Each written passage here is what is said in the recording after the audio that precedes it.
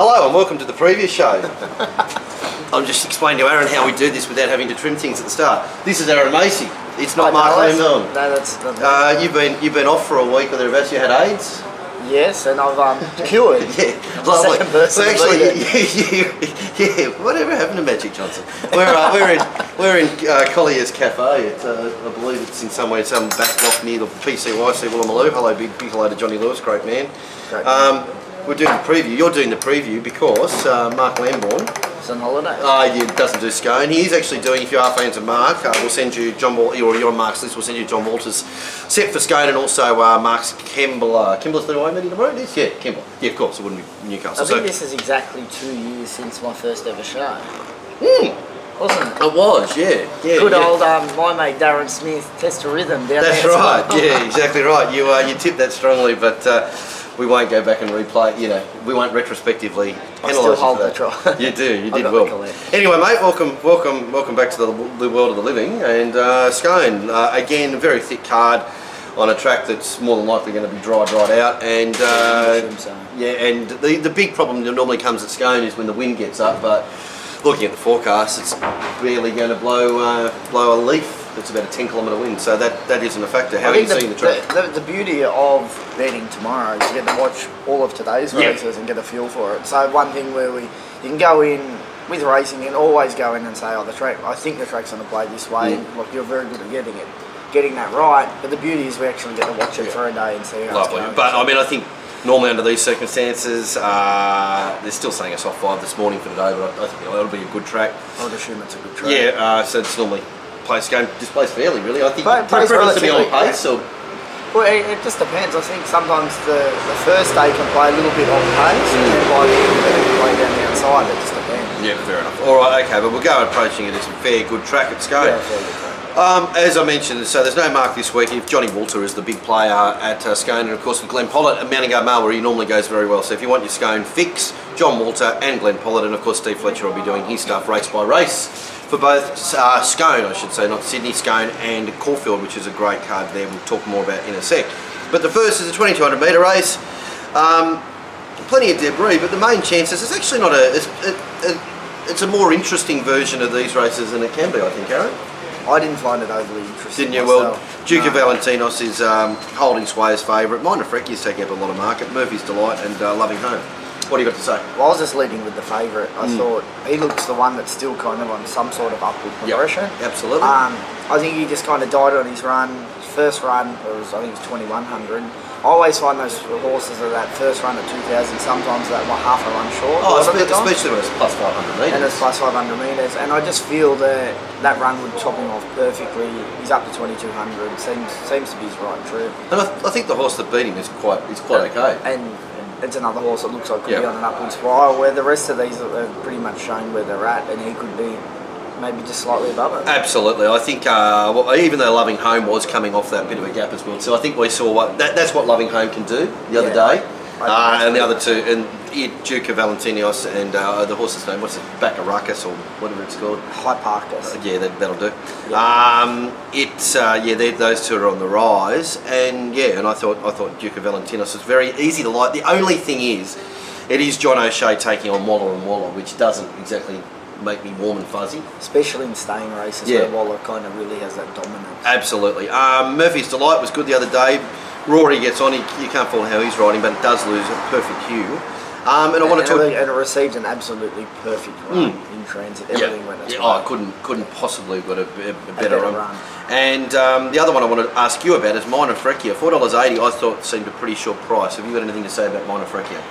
I didn't know what to make of it yet, but it's been racing in lesser grade, and it's probably the one question. It's an X Factor horse. Could watch a little bit of money for it. I don't want to dismiss it, but I don't really want to. I get your point about an X Factor horse from Japan and all that, but have we seen enough of it already for the X has been removed or changed to a Y? Yeah, well, it certainly it could be a Y. Yeah.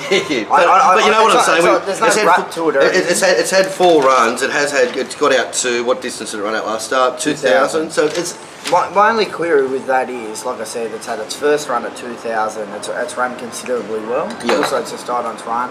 once again, it's having its second run over 2,000 in the prep, so it should be rock hard fit now. We should be able to see it at its best. All right. Okay. Well, anyway, I think we both agree Duke of Valentinos is the one to beat. Yeah, looks a one to beat there. All right. Moving along to race number 2. It's 1,100 metres for the 3-year-olds and up. Benchmark 77. And we have Mogador fighting it out for favouritism with Baroud and the Bjorn Baker train Brooklyn Storm, not too far away from them in the market. This is an interesting race and it comes with my best bet of the day, actually. Brooklyn Storm? No. No. But notable mention that his run last start, which was absolutely monstrous, going hard in front and then took off again and was only run down over, like, just gassed late. I think there is a little bit of pace in this race where he probably won't be suited again. And because he wants to get out and just go. He just wants to. The way that he races best is when he gets out, goes, and gets a run by himself. That's when he does his best racing. The horse that I'm super keen on is Baroud. Well, what can you tell me about Baroud? His runs last prep were very good. He's got the run where he's run second to Sir Bacchus, which was a good run that day. And then the day that he was at Randwick last start behind River Wild is when he copped that check, lost his momentum. He's a bit of a momentum horse.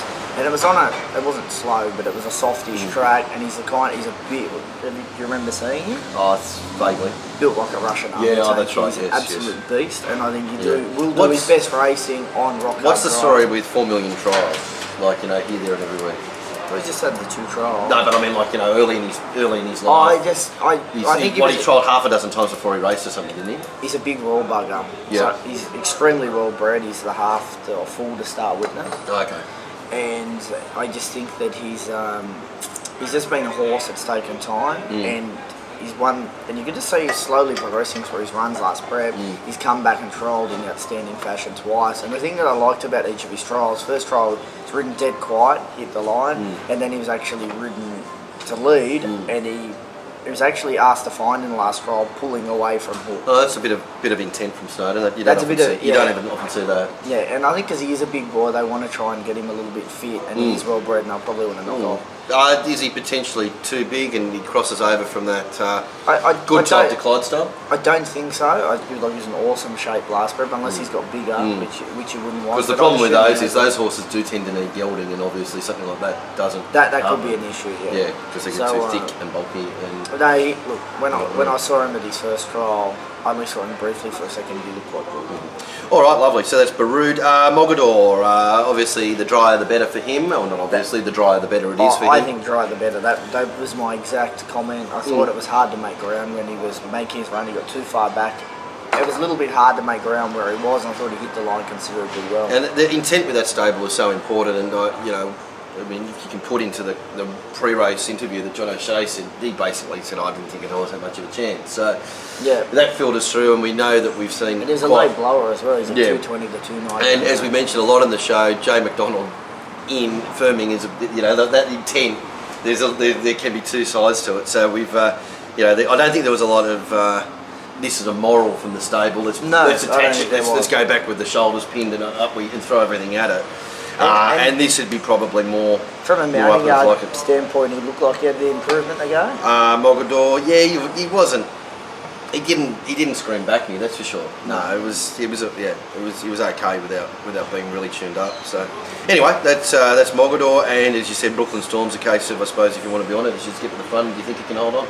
Yeah, exactly. But I'm leaning very confidently to Baroud. Well, like a lot of races on the day, Aaron, there's a few chances, and there's a lot of debris. But the good thing about that debris, they're all sort of taking up 5 and 10%. So it does help with the price if you want to. It does allow you to bet. All right, race 3 is for the 2-year-olds, the Woodland Stakes, the 2-year-old fillies, I should say, and Manana, the emergency that gets a run, is currently the favourite ahead of Non-Pareil for the Godolphin team, Suspenders, and Raymond for also Godolphin, and Irish Sea with the interesting riding booking of Matthew Carroll for Gay Waterhouse. Haven't seen that much before. Yeah, that's strange. A few odd bookings throughout the day I found. Just hard to find riders as well. I thought this was quite an interesting race. I thought the two favourites are both trialled outstandingly well. Michael Costa horse has trialled well. Well, let's talk about that first up. It's one that's combined trials, 2 trials by a combined margin of about 15 lengths or something like that. And not just sooling out early from the front. Its last trial it sat with the pack and then when released the handbrake, 4 or 5 lengths on them. in good style. It wasn't just I'm fast and weak. It kind of got that feel of I could be a racehorse. It's well bred. I think it's a half to Hot Danish. Oh, is it? Okay. Yeah, so it certainly does look to have ability. Whether I want to dive in at its current quote, it seems, if anything, it's right price or possibly too short. The other horse, the horse that I thought's tried outstandingly well, and I like the fact that it's had the run, it's got the experience, is Non-Periel, the O'Shea Galloper. I thought its last trial was quite good. I like the way she settled this time and attacked the line. I did think they were the two horses to beat, but in a race where there was a few other rougher chances, what did you make of the favourites? Obviously I wanted to hear what you said about the trials of that. I hate falling into big trial winners, because they normally I think they start under the odds. I usually don't like them, but the way that it won the trial, it wasn't just like it rushed out and it led by 5, won by 5. It kind of sat with it. Did things right like a race. In saying that though, I wasn't really taking it much at all either. So I think it is a race that a first starter, fresh on the scene, can take advantage of it. I don't really regard any of these runners with much regard from what I've seen. So so would be happy to land on Manana, but I think big margin trial winners tend to start way too short and better left alone. Yeah, they tend to. That would be a mounting yard race, Aaron. So wait, what Mr. There was a couple of decent roughies in the race. Not surprising, ran behind the older horse last start. Wait and watch. He does have good ability, and he'll be able to get a guide from how he goes today to see how that form holds up. It's about 30-1, looks a chance. Bjorn's horse, Too Fast for Love, got held up last start and was beaten by a horse that looks to have somewhat decent ability in Fickle Folly. And now I even thought like Agna, it's got the form, ran third behind Capitalist. I thought she's a bit of a leggy filly, but she's come back, she's trialled a bit better and could be a chance at odds also. Fair enough, first up for Gabriel. It could be a little bit open outside the favourite. Do we have a rider for that yet? Or? There's still no rider for it, so I'm not sure if it's going there or what they're going. It could just seriously be, but it's like last week that Chris Waller landed up with G. Ryan on, what's his face, Lady LaFay. It just wasn't, it's just no one available. Anyway, that is race 3. Before we move on, Caulfield, as we mentioned a little bit earlier, is a sensational meeting down there. Really, it's due, but we'll talk about that in a second as well too, which is the feature meeting there anywhere. But Caulfield, Darren Potter hasn't had his best period over the last few weeks, but for those who get his $20 service, the DK and pot set, only a $50 winner yesterday, so Darren might have just cleared the cobwebs, taken a big swing and said, here we go, we're back, baby. He's looking outside the... Maybe he's trying something different. So it's gone bang. Yeah, so anyway, it was good for those who have been on the $20 service. Obviously, that's a huge result. And like any of the services with Darren has proven over many, many years that he will profit over time. And that period, that time that he's been on hasn't been without its sensational times and it hasn't been without its lull periods. The key to winning in all of these sets and all of the sets that we promote do end up in profit is you just got to stick with them. You ride the bumps. I know nobody hates doing their money more than any of it. We all hate doing our money, but you've got to be. That's being able to deal with it is the key to long-term success in the fun. I mean, go home, kick the cat, do whatever. Well, actually, kick the cat regardless. Drown it. You're a big cat man, aren't you? Yeah, just kick the cat. But peaceful, drown it. You don't want to hurt it. Just drown it. That's good. Yeah, so sticking with all of these services, I think first, if you want to be involved and you want to win on it, and by following one of these services, I think find the service that best suits you, but stick with it. Don't go in and out of it, because if you go in and out of it, you won't ride the bumps properly. I think the only way you can ever follow someone is just to literally follow them. Follow them properly, yeah. Ride the staking plans are designed to guide you through it, and then and do it, and they will win. Simple as that. They have for many, many years, and will continue to do so. So. Darren, good meeting to work with tomorrow at Caulfield. It was really thick, I think 130 plus acceptors thereabouts, and some interesting runners, including Raw Impulse in the first, which probably won't be a betting race, but it's at the moment. It's one of the more interesting runners of the day anyway, isn't it? Yeah, anyway. Certainly. All right, race number 4 we're up to at Scone is the Deacon's Joy Stakes for the fillies. The previous was the fillies, this is the 3-year-old fillies. And Bjorn Sangiovese is $2.70 or thereabouts. Alcanari. Is it Hallucinari? Is that how it's pronounced? Hallucinari. It's next pick, and then a lot way too good. La-di-da-di-da-di-da-di-da. Yes. What did you make of Sangiovese? I thought it was all right first up. There's a big rap on Gazing, which we see later in the day, whose name is Supply and Demand. I thought it was good first. I thought it was good enough, but it's a 1,000 metre run. Yeah. I thought it was good. I thought she. Does it? I thought stepping up to 1100 would suit her. Yeah. So I thought she was a little bit run off her feet early. Yeah. I thought she kind of got held up at a vital stage. I'd say Yeah. I don't think she would have beat the winner. No, regardless, but she did have little things in her run where she got held up. She had lost a bit of momentum. I think she finishes probably a little bit closer to it. Well, yeah, and the thing further. I like about it is that those two put the rest of them just away. Yeah, and and I that thought- means you can kind of look away from that form Yeah. and look at just these two. And so, yeah, exactly. So I think, And the stable's absolutely airborne. Is it a Absolutely airborne. Go Bichon.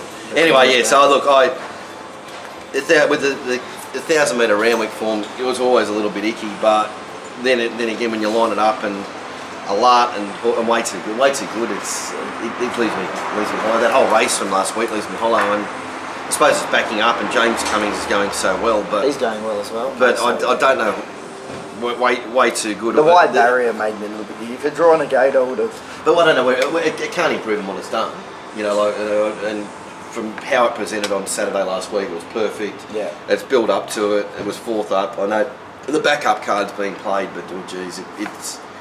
You know, I mean, if it's a standard bearer for the race, what Sangiovese is bringing on the lens better. Yeah. Yeah. Anyway, your thoughts? Yeah, I'd send Sangiovese on top just doing the race, but its run is good. I think the form of the other horse is very good. And she's done just about nothing wrong. So I'm hoping she comes back to her own sex here. I thought Lucinari's trialled well. She had 2 quiet trials, but enough to be fit enough from 1100 metre run. I think it's a little bit of ability. You should just want them to run along a bit because she will be the one that needs to be swooping home. And if there's 2 rougher chances in the race, I thought Bjorn's other horse, Rowinda, I thought its run the other day was quite good, had improvement. And I think it can run a cheeky race here. And the horse that I didn't mind from the trials was Bubbleberry. It's about $11, I believe, maybe even a touch bigger. Looks ready to run. Just that trial gave me the feel it's ready to run very well for it. And what do you say about Thorsbourne? I gave a bit of a side chance to from Gerald's team as well too, first up. It's never really been a horse of mine, and I thought she was probably a half a class, but I thought she was maybe a Wednesday horse at best. Oh, all right, so going back to it though, in Sangiovese, I think once we've dissected all of that, on comparison gets a tick, 7 to 4, $2.70. It's screwed down enough, isn't it? I thought doesn't seem to be a lot of value in this price. Probably its right price. I probably marked it 6 to 4. Okay. So, 6 to 4. Yeah, 6 to 4. $2.50. 13 to 8. Is that confusing you? Just slow it down. One step at a time. All right, beautiful. Okay, we've spoken about DK and Pods, mate. Brisbane, what have you got to say about Brizzy, Doomben? I've only had a quick look at the fields up there, but it looks exciting. I love this time of year when it gets up there. You get those Sydney horses that just seem to win. Yep. Yeah, they do, don't they? It's like takedown. It doesn't just win. It's just back from 5 to 2 into whatever you want. And for some reason they put up $4 early, and it's $1.60 chance. So yeah, just some but even money but chance. it's a camel. I wouldn't say he's a camel, but yeah, I in retrospect. Yeah, like they just go up there and I don't know. Anyway, but we've got the BTC Cup tomorrow, which is Group 1, and lots of great racing. And John McLeod is hitting this meeting in sensational form. Every time he's beeping the klaxon, as Anthony Juppers christened with him in the klaxon bets, just getting up, and one of those was takedown. So what you're finding, you're getting all those horses that have been sensationally backed the last few weeks. What was the one midway through just off the map, midway through, but 2 weeks ago, whatever it was, I can't remember. Sydney horse. Anyway, one thing John McLeod has done is started operating in Sydney as well too. So a lot of this form that's coming across the border is now right on top of, and yeah, so hence why you're probably seeing a little bit of a different focus. He never used to really step into the Sydney horses confidently. No, but now he'd play wary in those races, where now he kind of seems to be going in with confidence. Oh, going in with confidence, boots and all. So if you haven't had John set for a while, that is the slight change to it, and that has been where the profits have come from the last couple of weeks. So grab it. He's flying into it. His profit readings over the last month or so have been outstanding. And John McLeod, he's the man. And of course, also too, we've got the Brisbane Race Speed profiles that are up and running. That started last week. Found Eloping, which was about $15 or thereabouts, wasn't it? Another stable going quite well. Little stable, Peter Oval. Yeah, beautiful. So he's got a couple of runners here later on we'll talk about. But Yeah, so race speed profiles, well, Oping was on top last week, along with Bjorn's Imposing Laughs, along with Takedown as well too. So you've got a nice little start to get things underway for the Brisbane Carnival. You get a package all the way through, or meeting by meeting, whatever way you want to handle it. But always, as always, the race speed profiles will give you a great insight into that. And should mention there's no race speed profiles for Scone, but will be for Caulfield. Never do Scone at so Scone. If you're getting the race speed profiles for Sydney, it's a week off this week. Okay, English Guineas, 3-year-olds, race 5. Probably a more interesting race than it can be at times. Spill the Beans is currently favourite ahead of Supply and Demand. Kimberley Stars, Serene Majesty in the next couple under, and Burn the rest. Yeah, it's a funny old little race. For me, it just looks like a race in 2 chances. Yeah, I mean, a lot of the time this can be a race in 1 chance. Though. Yeah. I'm actually. It's not a race I want to really be betting in, just because I'm struggling to find a lot of value. I'm leading in the way of Supply and Demand. Yep. I'm hoping that Gaysaw Stark Steel puts a bit of pressure on Spill the Beans. And same as Girl Sunday, I'd like to see it kick up and show a little bit of pace just so Supply and Demand can tag their bums. I think he's the one that still obviously is on that upward spiral. We've kind of seen what all these other horses can do, and I've got a slight lean to him currently. Supply and Demand, yeah, it's a plus 300 metres, it's gay, I suppose, so you can get away. I think he wants it. I think he wants it too, but it is still plus 300. But there's always that question mark, but I do think he wants it. So what are you saying about? I gave Spill the Beans. I thought Spill the Beans was burnt up, chewed, and spat out, and gave it no, and then he just highballs in front and pisses in a horse breed. Gives it nothing else a chance. What did you? How did you read about it? That from that last week, I hadn't done the form, but I was cooked that week and going in, and I know a couple of smart people actually found it and liked it because they like that 1200 leading going up to 1400 where they get to roll along at their own tempo. No, a lot of smart people absolutely hated it. Well, and there was those 2 different ways. There's 2 different ways of looking at it. I think this could be his go though. I think the 14, 13, he could be one of those horses that finds that funny trip where he's not quite a 1200 metre horse because they go a little bit faster. He doesn't get the cruise. Where when he gets the high baller in front at 1400 and he gets a breather, then he just. I thought he was just going to be a fresh Gerald horse. The typical Gerald goes good first run, goes second run by res. But then again, actually looking back to that Hawkesbury run, I suppose when the short price favourite Handfast, that form has been. That looked a good form race from Randwick has been proven to be rubbish, and he didn't participate and was 3 wide, and even if it wasn't 3 wide, it wasn't there. There was also a strange track, the Hawkesbury track as well.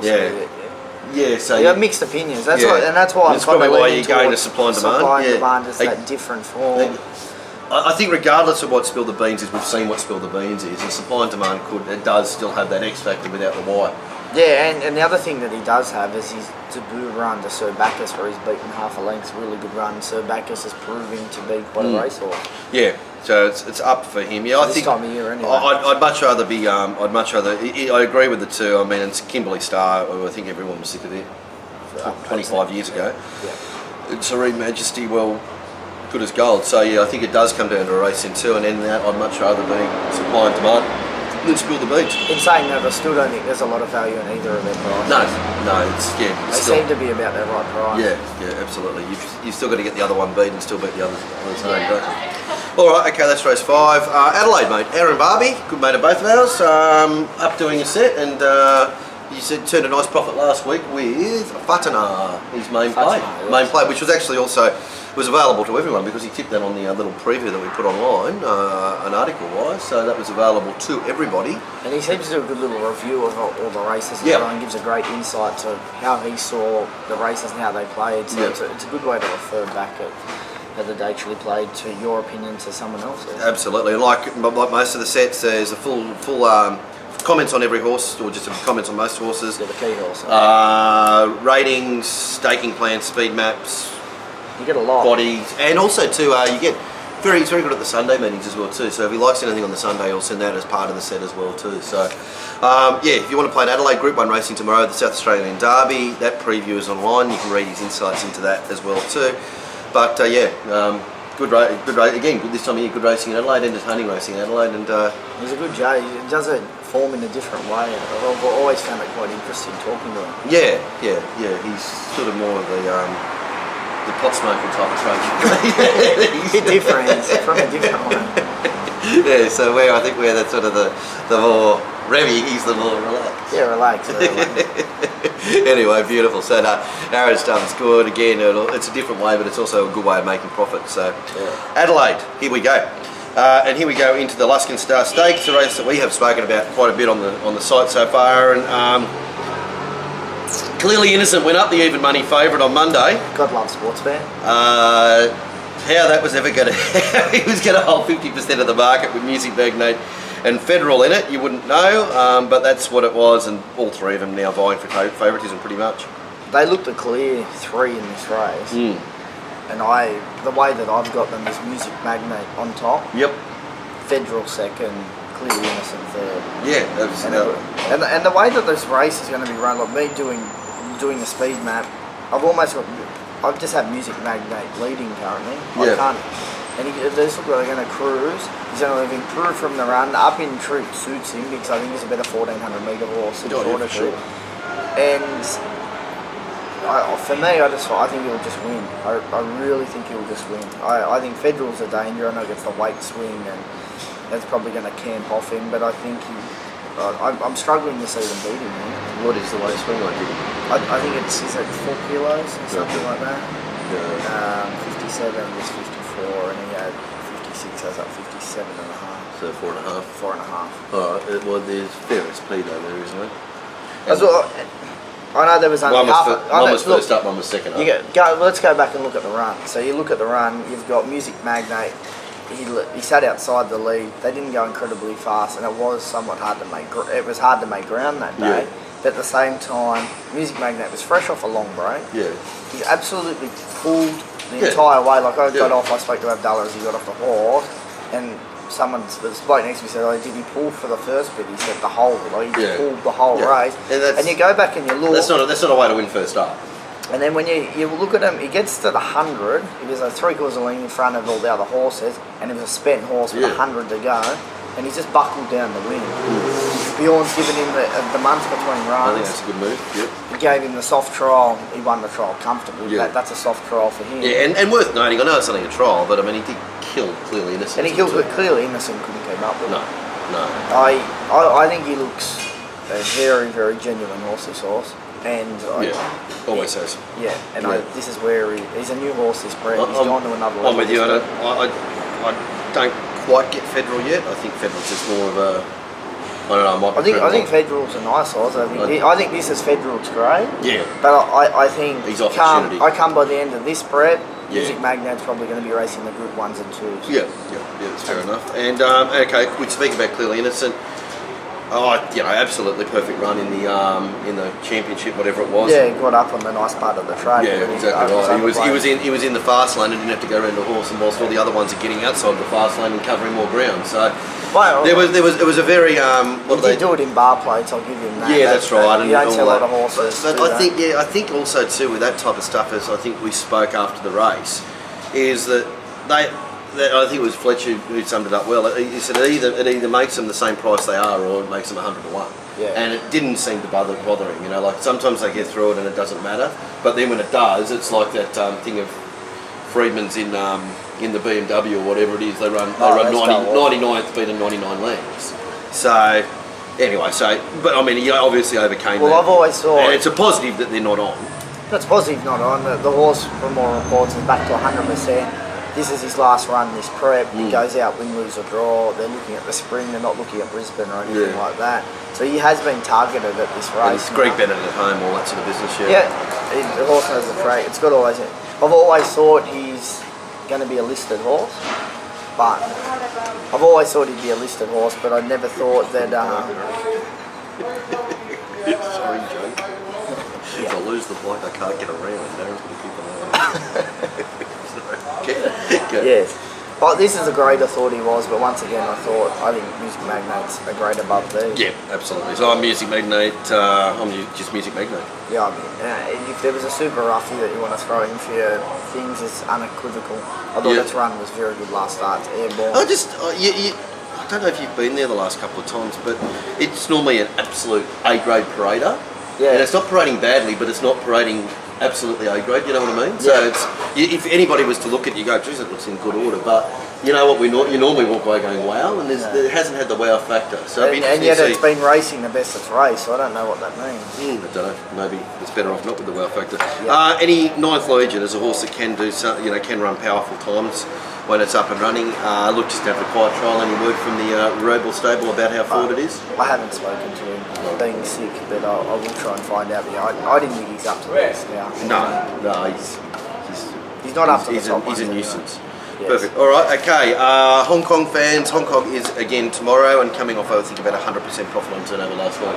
Nice. Yeah. So as usual, it can be fill up in Hong Kong, and it can often be forgotten being on the Saturday, but it is on Saturday this week. Back to regular play next week on Sunday. So if you've been following it again, don't miss out on the Saturdays because it's they're the days that you can win. Anyway, every day is an opportunity. The Dark Jewel Classic is race 7. And it's high, wide and handsome here. Aaron Macy, Artistry Peace Force, Amarada, Danish Twist, Heady Heights, One More Zeta are the market leaders. This was just a big no-play race for me. I like the fillies and mares, and that's finding a struggle. One thing that not that I've ever been a huge beat map orientated, like sort of punter, but I still like to get a feel for the race. And I go through and I just can't put the map together. No, just not. It doesn't. I can't find any genuine. I couldn't find any genuine pace. And then I look at some of the runs that I liked. I thought Just the Blues run was very good last start, beating Sure and Fast, who I think would be winning here. But she's going to get back and doesn't look to be any pace. So I'm leaning towards Peace Force. I thought its run was okay. Blinkers off. That's the old little play that worked for Ecuador last week. It's a tricky. I think she'll still be there. I don't think she's going to go back much further than where she was. I think she'll be in that same sort of position. I think she's racing well. I don't know what to make of that Hawkesbury run. I thought that track was just odd. Yeah, and it can be. I think you just. I suppose she's the SP, and she was very well fancied, wasn't she? She was very well fancied. I think. What did she end up SPing actually? She SP, where was it? 15. Oh, she ended up SPing $15. She came. I think she was $20 there was open. good money around, and she came into single figures, and then got out. Yeah, but I think all the money come to the favourite. Yeah, I think the key point to what you're making is it looked a messy race just on pure form and hard to work out, and then you said. It just looks like being one of those big field, 1400 metres, stumble, fumble, messy, and that was hard to get into. I mean, you can't, Danish Twist, it's doing everything right. Dead set, flying, it's got a great, and this type of race does suit it because it has got a very powerful 400 metre sprint. So if they're bunched and they're there and it gets clear, bingo. But I'd like to see it roll forward from the wide gate. I think if it rolls forward, puts itself in the race. Yeah, because you can probably afford to be a bit wider for a slow pace. So, but it is coming off the world's best ever ride from the gun. I just found it a very and One More Zeta probably more suited, but then it's got S. Clinton on it as well too from the wide draw. So they're the two obvious ones, Chris Lee's, but there's plenty of faults in them as well too. It's hard to line up. And then you got Fatu that was absolutely out the gate. I think in early market it was close to equal favourite, and then ended up about 25 to 1, didn't it? Yeah, and ran accordingly. So how do you assess that? I've had a very tricky race. Put a gun to my head, I'd say have something small each way on Peace Force. Okay, all right. Race 8 is the Arrowfield of Tidsia Stakes. To wrap it up, and Furnaces, who was off the map last time, is the early favourite in front of Ins and Outs. Kaepernick, I know you like it from the trials. Kuro is in the mix again, so it's Hawkesbury versus Brook Road coming into the play, and also Kaepernick coming into the play. Yes. We'll start with the Hawkesbury run. Yep. I know Gerald Ryan was interviewed pre-race, and they asked how's Ins and Outs going. He said, look, he's flying. Yeah. I think he's half a run short. If they don't go too hard and he gets the right run, things fall into place. He can win, but he goes, I'm assuming he's going to loom up to win and just gas and get beaten. Ins and Outs is Ins and Outs every time. He's almost the easiest horse to assess in training. He does it just about every start is the same. He starts his preparation off, builds up to his peak run third up, dry track best. On the Vince ratings, he's well, you're +2 horse first up, and then he peaks at a +4 horse and just operates in between that. If every horse was as consistent as that from the stuff that we do, it would be just very easy. So I would expect him on our figures to run a 3 lengths above average run, almost at his top. And from how he paraded, I didn't see him parade at Hawkesbury, but from what Glenn said and from what I saw on the screen, he looked pretty much the same as what he normally does first up. You know, not too far off, but still needing to be screwed down. I thought that was enough to be beating Furnaces here. Yeah, well, what is Furnaces?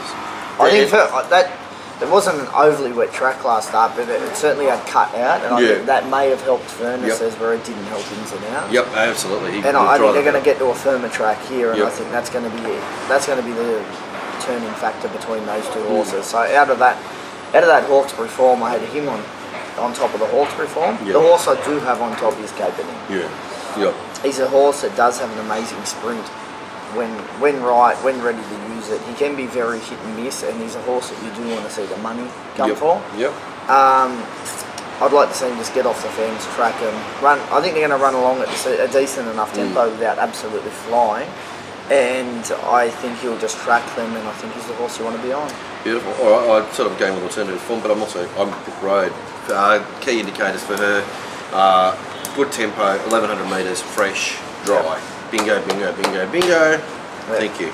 And I thought if there's a rough here, I think he'd prefer 1200, but he can run extremely well fresh, or he's unbeaten fresh. He's got the goss, and he's about 20 to 1, and I think he could run a cheeky race. Perfect. All right, lovely. Well, that's Scone, Aaron. Your people wanting your full information, they can get that as well too. How do they do that? They go to One to Follow and get the Sydney Insider set. Sydney Insider set. Lovely, perfect. All right, and you're back. I'm back. Beautiful. All right. Well, we'll be back with a punters show on Monday, and introducing Matthew Taylor the second. Yes, to MT2. I wonder if we have to replace the chairs that Matt Taylor the first has donated to the punters show. Maybe we'll make him bring his own. Lovely, cool. And then from then that's my last week for a while too. So you'll be gracing these people with more of your presence. That's right. Lovely. They just can't get enough. Can't get enough. Self. So how do you finish off so we don't trip? What's this, sorry? We just say thank you, Aaron. Goodbye. Good luck to everybody. Make sure you jump on the products because they're good. Bye.